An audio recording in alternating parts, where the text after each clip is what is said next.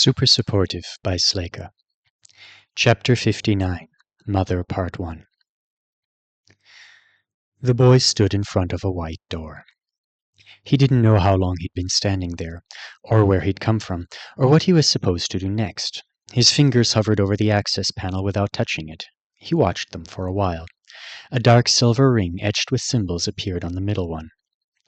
Eventually, he looked up. A logogram had been drawn on the door in blue paint. It said, "Welcome." "Oh," Alden blinked at it. "I've done this before." The paint shifted. New logograms appeared. Then they morphed into letters. "You've had a difficult journey. Come inside. Rest for a bit."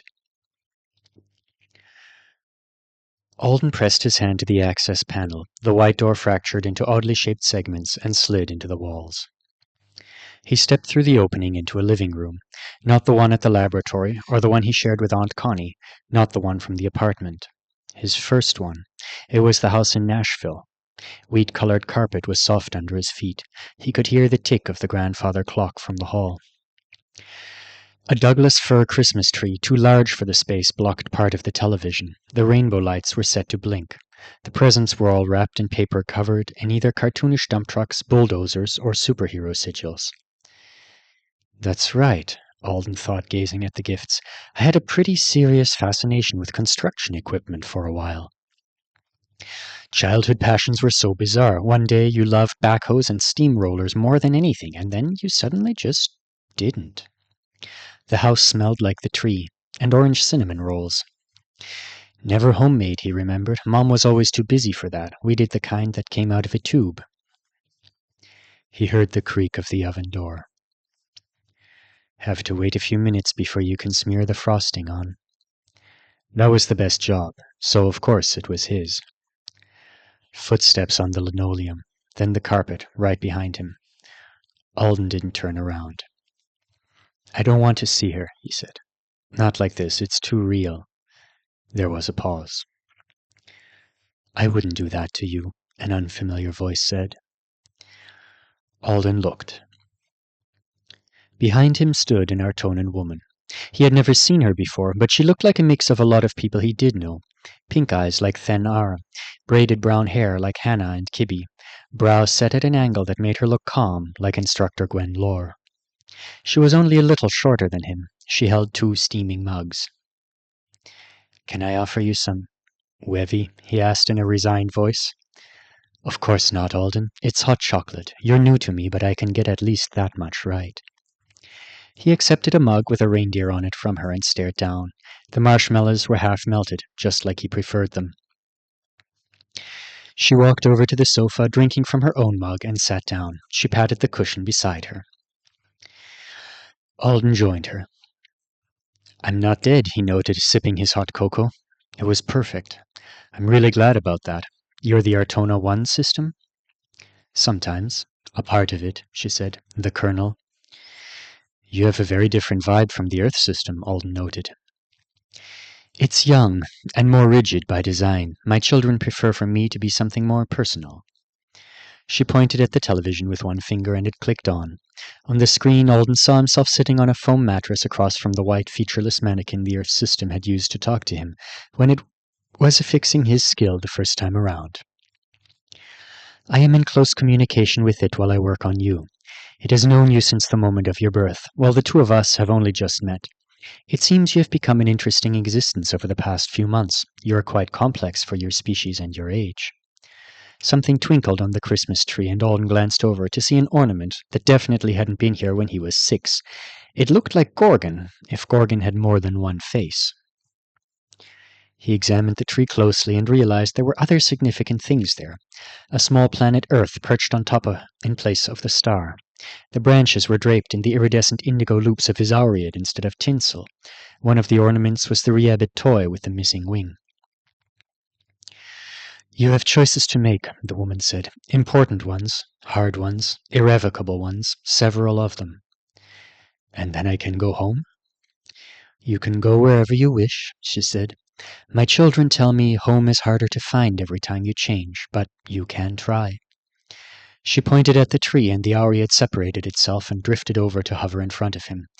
Alden reached for it, and it moved just beyond his grasp. Not so fast. This is the most significant decision. Once you make it, no matter what you choose, many paths will close to you and others will open. Do you want to continue forward with the ability you've gained to sense your own authority? Or do you want me to remove it from you? Alden frowned. His hand was still outstretched toward the Aureate. Why would I ever want you to take it away? I'll help you remember. Alden suddenly found himself in the shower at the lab.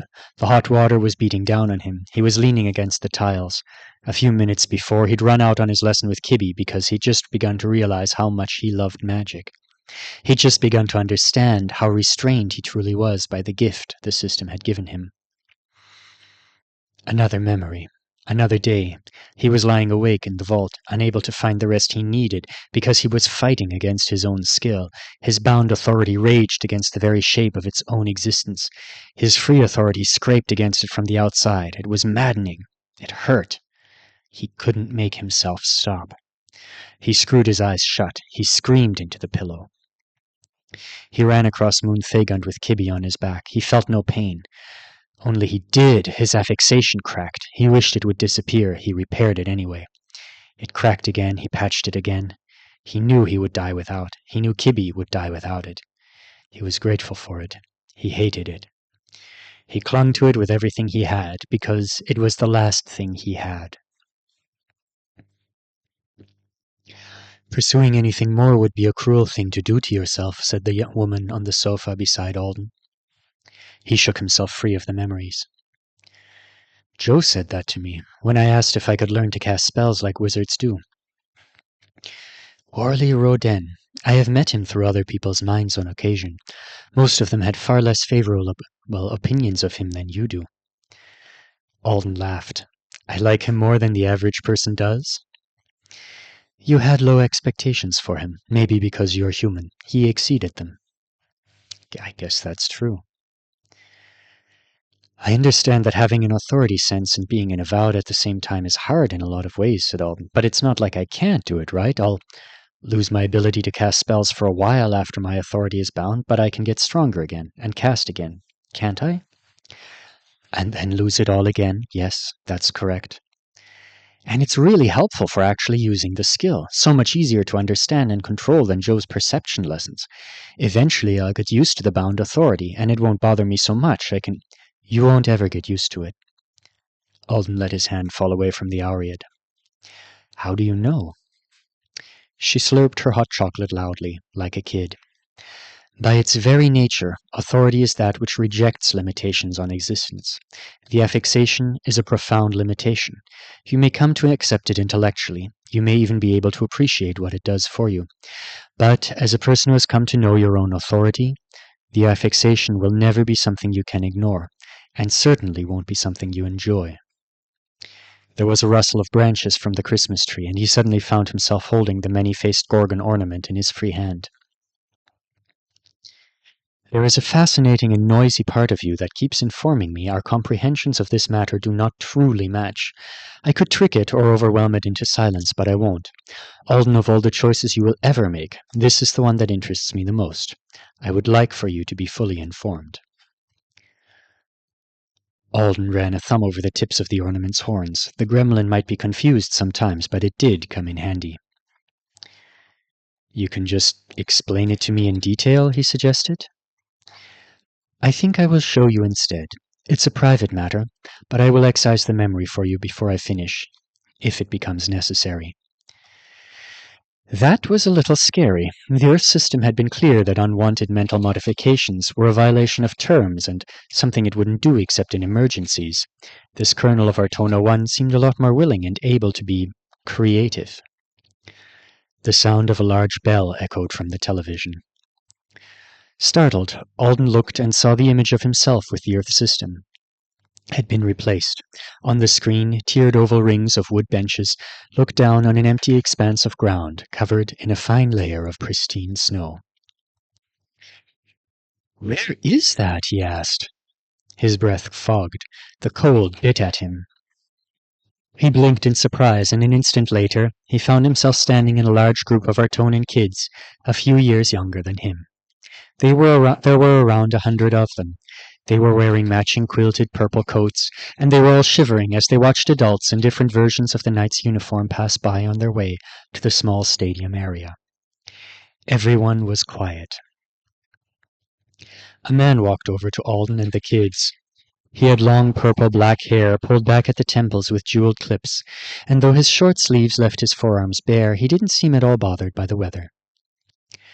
"Greetings, Instructor Rel Art." The children spoke in unison, but very softly. Their voices were almost whispers. He nodded at them, searching them all with dark eyes. "No N," he said in a voice no louder than his student's own. "You have been crying. Leave." Alden glanced at the girl he'd spoken to. Her eyes were a little red. He wouldn't have noticed if it hadn't been pointed out, but Noen turned without a word of complaint and walked toward a line of tall trees in the distance. "Asai Tor," said the instructor to a boy on the edge of the group. "You are clenching your fists. Leave." "I'm sorry," the boy murmured. Your feelings of inadequacy are far less important than you imagine. Leave." The boy paled and hurried off after the girl with a stiff gait that suggested he really wished he could run. I don't even know what's going on, Alden thought, and I can still almost taste the tension. Even though this scene was all playing out in his own head, he was afraid the instructor knight was about to find him wanting and send him off toward the forest. "Anyone else who fears they cannot conduct themselves in the manner the day requires may also leave," said the man. "No one will think less of you for it. If you stay, you will not make the event more difficult for any of the knights, especially those who will choose their rest. If a member of your own family stands when the time comes, I will help you control yourself. That is all." None of the kids left. The instructor's eyes lingered on a boy near the front of the group, but eventually he turned away. The stoic children followed him, and Alden, feeling a lot more trepidation than any of the students were showing, walked after them. In the stadium, the dark wooden benches were polished to an almost mirror-like shine. There were at least a couple thousand knights present, recognizable by the metal studs they wore on their clothes in lieu of embroidery, but they still only filled a quarter of the seats. Nobody in embroidery at all, Alden noted. He wasn't sure what it meant. Apart from the knights, there were only people in the purple student coats. The group Alden was with seemed to be the youngest class, if this even was a class in the traditional sense. They took their place in a separate section of the stands, sitting at the topmost bench. Below them, older kids sat in small groups. The group Alden was with were all human equivalent 12 or 13 by his estimation. The oldest people in purple were closer to 20.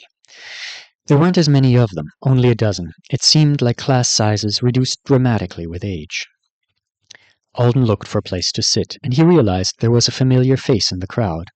The boy the instructor had stared at for longer than the others was in the center of his classmates.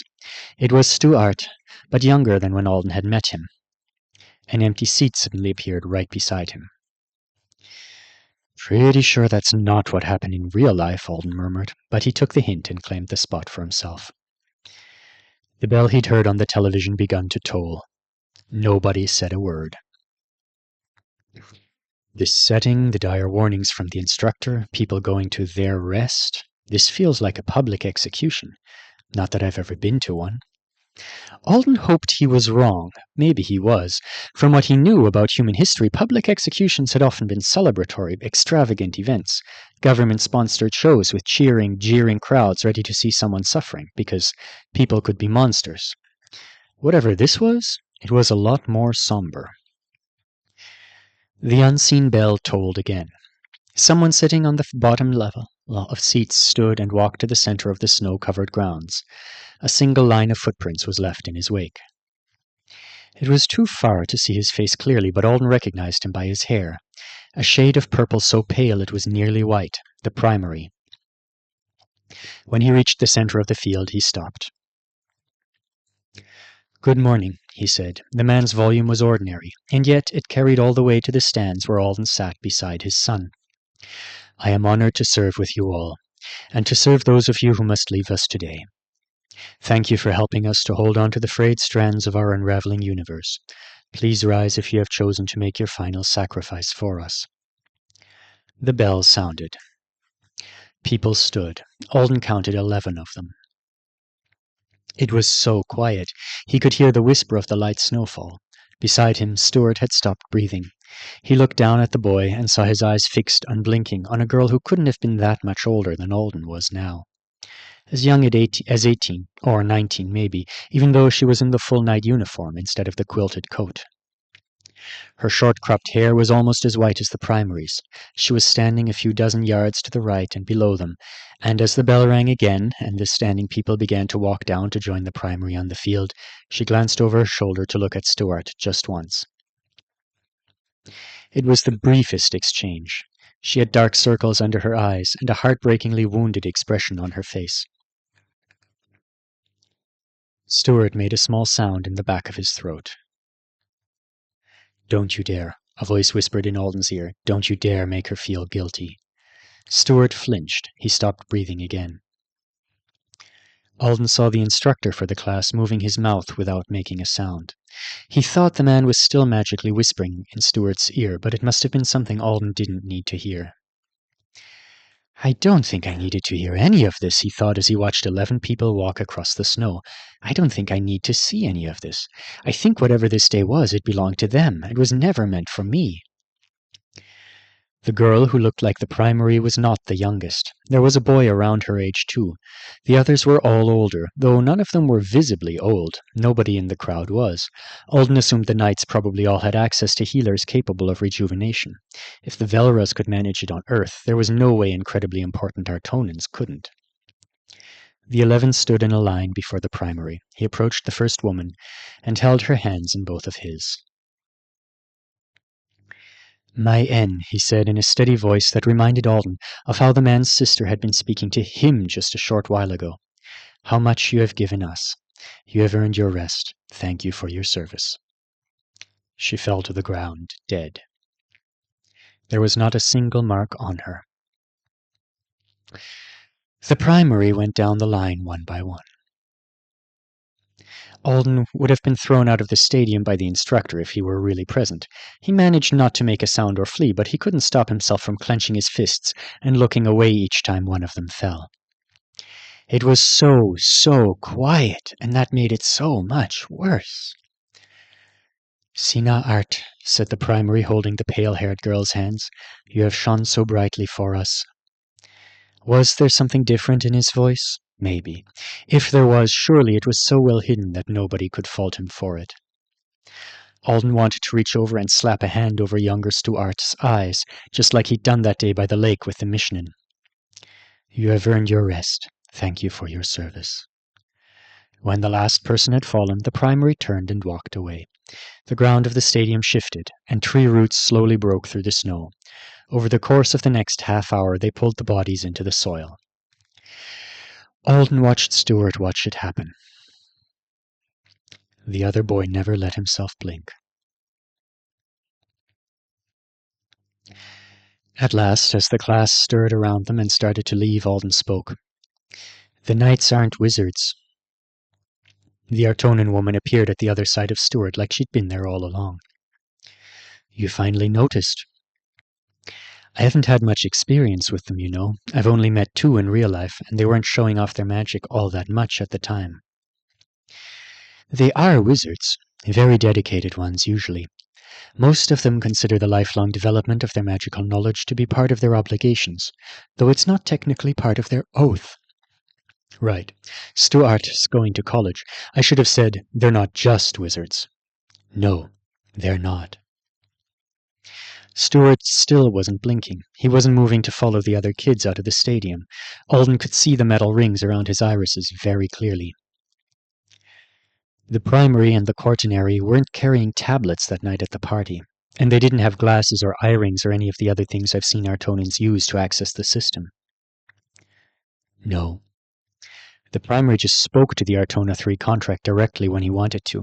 He was annoyed with it for refusing to translate what he was saying to me. He has a low tolerance for petty restriction. "I think I just saw him execute his own daughter," said Alden, trying and failing to shove the memory of the girl's face away from his mind. "And it didn't look like something he wanted to do.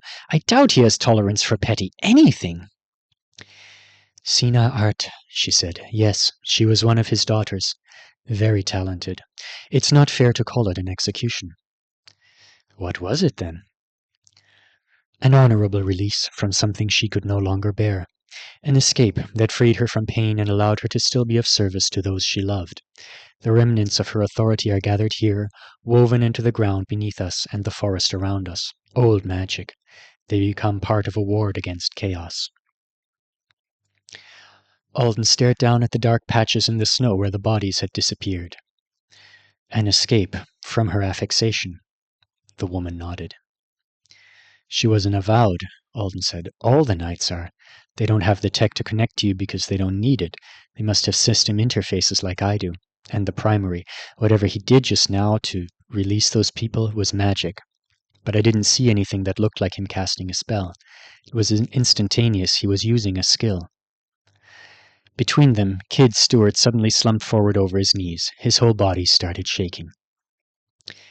Can't we give him some privacy? Alden asked. I don't think he'd want me to see this.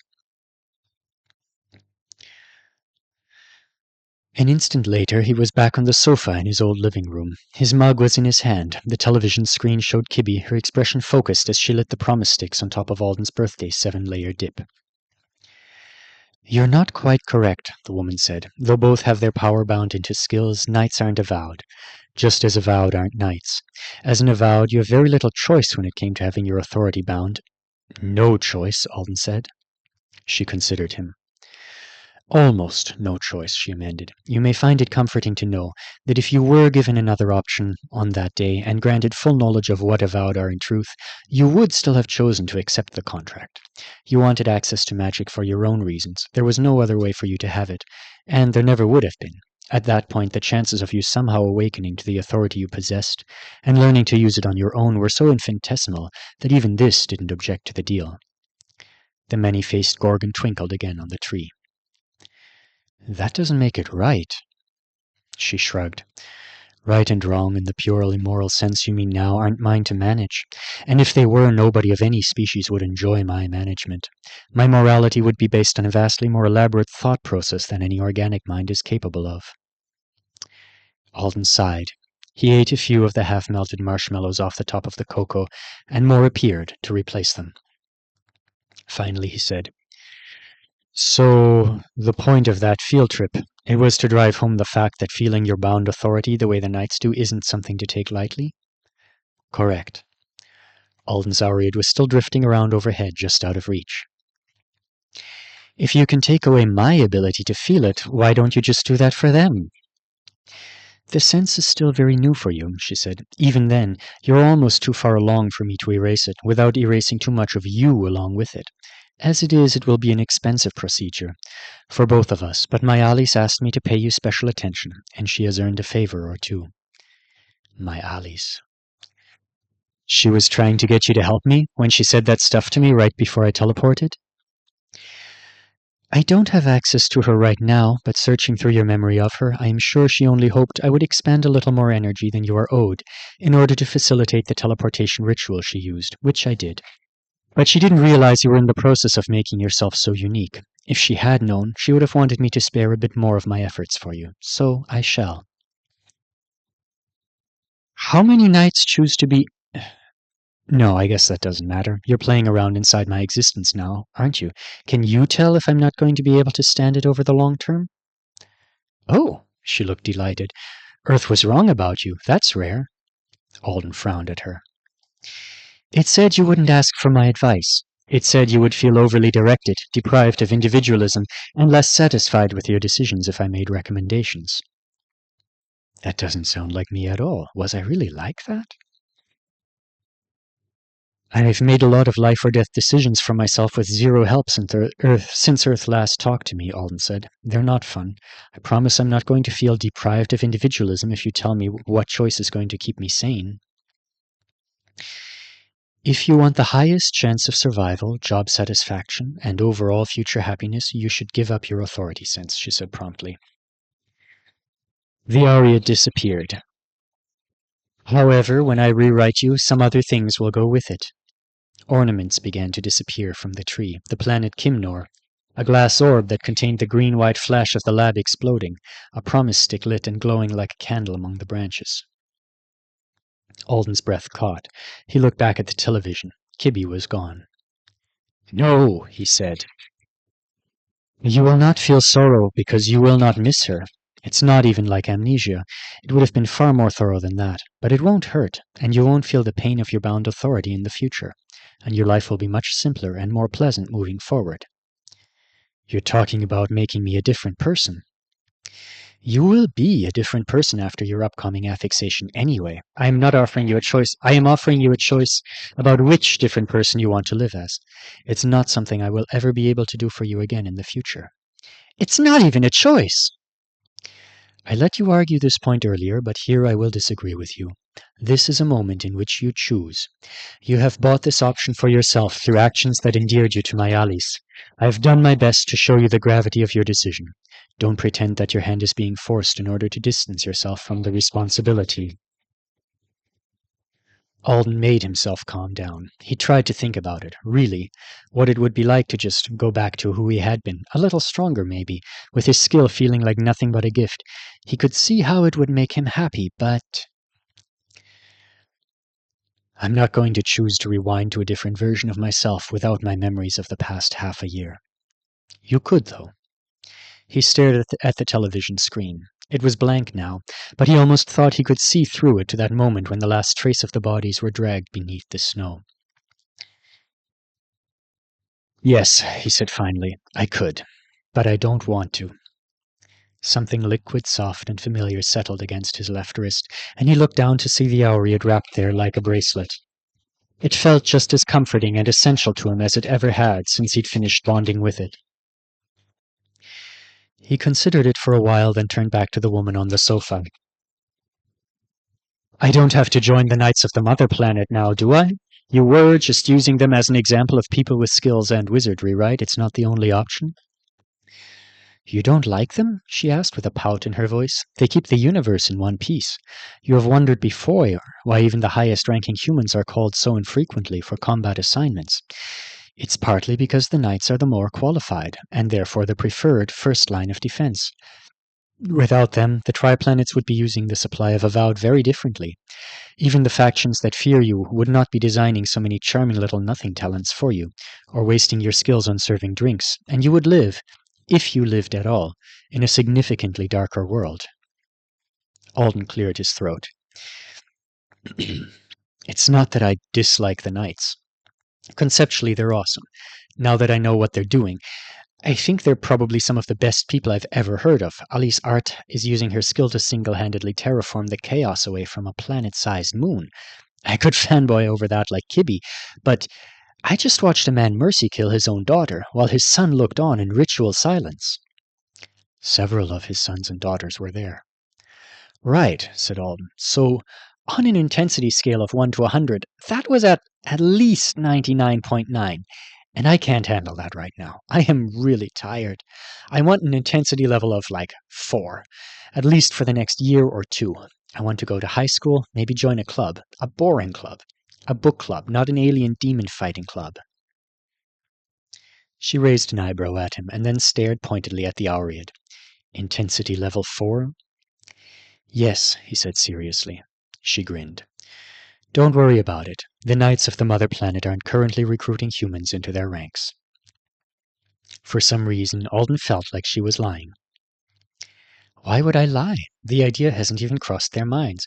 There have been knights from other species in the past, but it was long before your planet was discovered, and even then, there were a relatively small number of them compared to the number of Artonans. Just having an authority sense and an affixation and swearing to protect the triplanets doesn't automatically grant you access to the elite level of demon-fighting club. There's at least one other requirement, even if you ignore significant political factors." "That's good," he said with relief. She raised an eyebrow. "Is it? I think I should point out that you are on the verge of accepting nearly all of the most difficult parts of knighthood without the benefits of the reverence and extraordinary support they enjoy from the rest of wizarding society." Alden frowned. You're still an avowed. You can still be summoned into battle, and the primary is already aware that you're abnormally chaos resistant. Your stability was especially noteworthy, considering how fresh your fixation was. There's usually a period when a skill works, but it's still in the process of settling in and becoming. It can be vulnerable to certain kinds of damage. Avowed can't feel it. But knights pay attention to that kind of thing. His son is really quite sensitive. When your authority touched him, he noticed that it was of an unusual caliber, and he mentioned it to his father in passing. Thanks, Stuart. Alden thought back to the party. Does he plan to summon me into battle? He was making a mental note of your qualities for later. He's currently thinking of you as someone who will be useful support staff for knights in low-level chaos fields in the future, an errand runner or medic's assistant. He plans to reassess your abilities when you're around 30. Level 30? Years old, she clarified. Oh, at least it was a long way away. Thanks for the warning. It wasn't a warning. Alden was still going to take it as one. What's the other requirement? She said, smiling down at her mug. Has she gotten friendlier and less professional since I decided on keeping my authority sense? It definitely seemed like she had. Alden preferred this more personable version of a system to the others he'd interacted with, but at the same time it was off-putting. He couldn't even pretend he was talking to a thing anymore. She felt a heck of a lot like a being.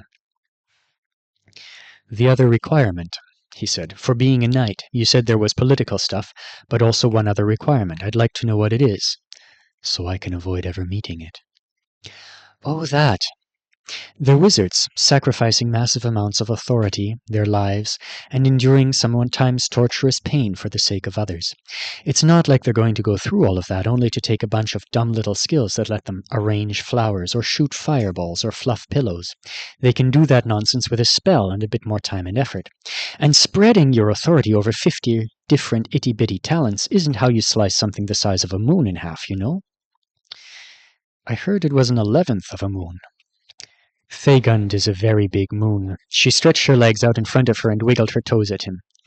Anyway, most knights can afford a few supplementary talents for their own convenience, but those aren't important. Defending the universe is all about having that one useful, well-designed, infinitely expandable skill to funnel all of your power into. As long as you don't choose one of those, nobody will be interested in... She paused and then gasped dramatically. You're making fun of me, said Alden, astonished to find himself saying something like that in this situation. You're a mean system. I didn't even know systems could be mean. A monocle appeared in her free hand, and she held it up to a pink eye to examine him. Avowed skill number 112, she said, designed at a time when knights were fewer and weaker, and many believed they would not be able to push back the chaos without help. Potentially powerful, of course, but not intended for solo combat. You've been thinking of your skill as something simple, but its creators admired it most for its versatility. You'll see if you choose to develop it. It's capable of supporting a number of other skills in interesting ways. She tossed the monocle away. They had so much trouble choosing nice, poetic names for most of the originals, but not this one. A complicated sigil appeared, glowing in bright blue light on the television screen. It was a circle full of dizzying geometric patterns that seemed to shift every time Alden tried to follow them with his eyes. 2 bright dots shone on either side of it, barely touching the circle's perimeter. 112, she said, the bearer of all burdens.